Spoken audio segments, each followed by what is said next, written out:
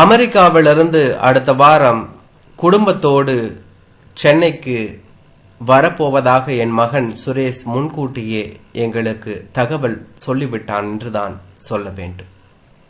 உற்சாகத்தில் தலைக்கால் புரியாமல் என் மனைவியும் மகளும் பேச்சோடு பேச்சாக அக்கம் பக்கத்து வீடுகளுக்கு இந்த விஷயத்தை சொல்லிவிட்டார்கள் என்றுதான் சொல்ல வேண்டும்.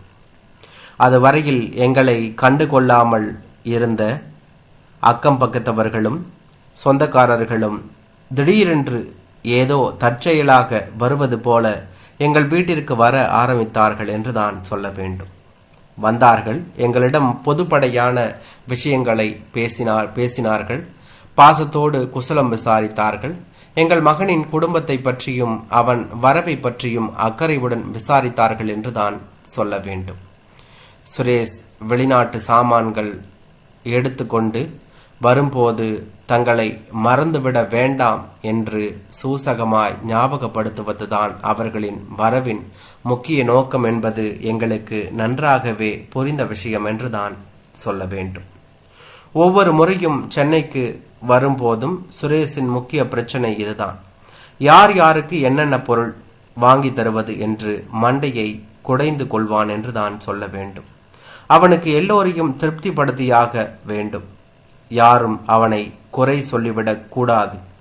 இதற்காக சர்வ ஜாக்கிரதையாக அடிக்கடி எங்களிடம் டெலிபோனில் தொடர்பு கொண்டு எங்கள் ஆலோசனைகளை மனதில் குறித்து கொள்வான் என்றுதான் சொல்ல வேண்டும். எங்களுக்கு மிகவும் நெருக்கமானவர்கள் கொஞ்சமும் கூச்சமோ தயக்கமோ இல்லாமல் தேவைப்படும் வெளிநாட்டு பொருட்களை எங்களிடம் கேட்டு விடுவார்கள். இந்த தடவை வேலைக்காரிக்கு ஒரு ரீசார்ஜபிள் டார்ச் லைட் வேண்டுமா, டிரைவருக்கு நல்ல கை கடிகாரம், சமையல் மாமிக்கு மகனுக்கு செகண்ட் வகையரா, பார் டெலிவரி பையனுக்கு ஒரு பேனா, வாட்ச்மேனுக்கு குடை, இப்படி ஒவ்வொருவரும் குறைந்தது ஒரு ஐட்டத்திற்கு அப்ளிகேஷன் போட்டு விட்டார்கள் என்று தான் சொல்ல வேண்டும். ஒவ்வொரு தடவை இந்தியாவுக்கு வருவதற்கு முன்பும் சுரேஷ் எங்களிடம் தவறாமல் கெஞ்சி கேட்பான். எவ்வளவு கேட்டாலும் உங்களுக்கு என்ன வேணும்னு சொல்லவே மாட்டேங்கிறீங்களே, அதுதான் எனக்கு வருத்தமாக இருக்கு. யார் யாருக்கு எல்லாம் என்னென்னமோ சாமான்கள் தரும்போது உங்களுக்கு எதுவும் தராட்டா என் மனசு ஏதோ குத்தம் பண்ணிட்டாப்புல தவிக்குது. தயவு செய்து தேவையானதை தயங்காம கேளுங்க. உங்களுக்கு வாங்கி தந்தாதான் என் மனசுக்கு உண்மையிலேயே சந்தோஷமாயும் திருப்தியாயும் இருக்கும். அந்த காரணத்துக்காகவாவது ஏதாவது கேளுங்களேன் என்று சொல்லுவான் என்று தான் சொல்ல வேண்டும். அதற்கு நாங்கள் சொல்லும் பதில் இதுதான் என்று தான் சொல்ல வேண்டும். இந்த வயசான காலத்தில் எங்களுக்கு என்னப்பா வேணும்? ஏற்கனவே நீ முதலா வந்தப்போ கொண்டு வந்த பொருட்களே உபயோகப்படாமல் கிடக்கு. எங்களுக்காக கண்டிப்பாக எதையும் வாங்கி வர வேண்டாம். நீ இங்கே வந்து கொஞ்ச நாட்கள் குடும்பத்தோட சந்தோஷமா எங்கள் கூட தங்கி இருந்தாலே போதும். அதை விட எங்களுக்கு ஆனந்தத்தை கொடுக்கறது வேறு எதுவும் இல்லை. அதை நல்லா புரிஞ்சுக்கோ.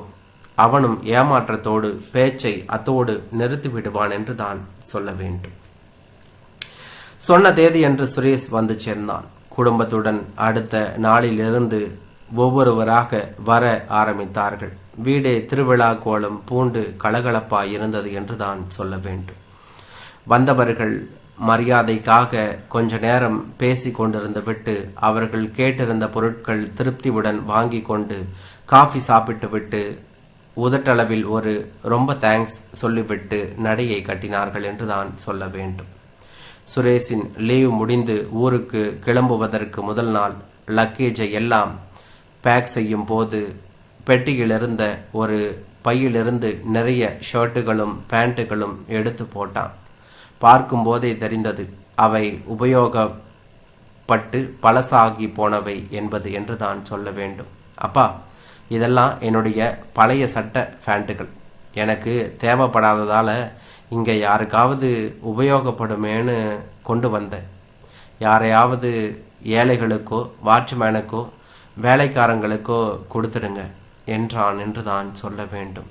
என் மனது உள்ளூர் ஆனந்தத்தால் துள்ளியது. நான் மிகவும் ஆவலோடு எதிர்பார்த்தது இதைதான் என்று தான் சொல்ல வேண்டும். வருஷா வருஷம் சுரேஷ் உபயோகமில்லாத பழைய ட்ரெஸ்களை கொண்டு வந்து கொடுப்பான். யாருக்காவது கொடுத்து விட சொல்வான். எனக்கு தான் மனசு வராது. அவைகளை யாருக்கும் தராமல் நானே உபயோகப்படுத்துவேன். இந்த விஷயம் அவனுக்கு தெரியாது என்று தான் சொல்ல வேண்டும்.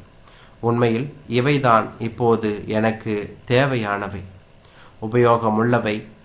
நான் கேட்காமலேயே எனக்கு கிடைக்கும் அந்த பழைய உடைகளை விலை மதிப்பற்றவையாக எண்ணுகிறேன்.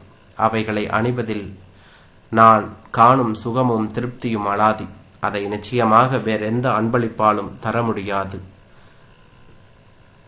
சரிடாப்பா, அப்படியே செய்கிறேன் என்று சொல்லிக்கொண்டே அந்த துணிகளை முகமலர்ச்சியுடன் ஆவலாக அள்ளிக்கொண்டேன் என்றான்.